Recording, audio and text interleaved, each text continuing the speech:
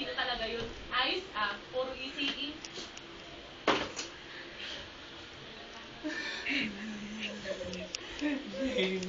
Talagang hindi dahil kasama mo ko at patag mo ka pang i-text siya. Mahirap nga talaga magtiwala pag malayo ang karelasyon.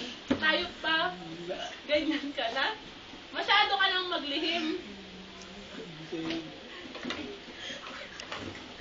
Mika? Inom ka ng lahat. Mika! Wala ka talaga may papaliwanag dahil halatang halata sa'yo na may pinapagawa lang po ako. Anong gusto mo isipin ko? Sino di mo hinala sa ginawa mo? Pabulong ka pa umimik at tinanggi mo pa. Siguro nga ite-text mo pa sana na wag mo nang tumawag kasi kasama mo ko. Pero di mo na i-text dahil makikita ko yung ite-text mo. Di ka rin pala pwedeng pagkatiwalaan. May ano. Mika! Mika! Nagbibihis lang po ako. Aba, kaya ka pa nagbibihis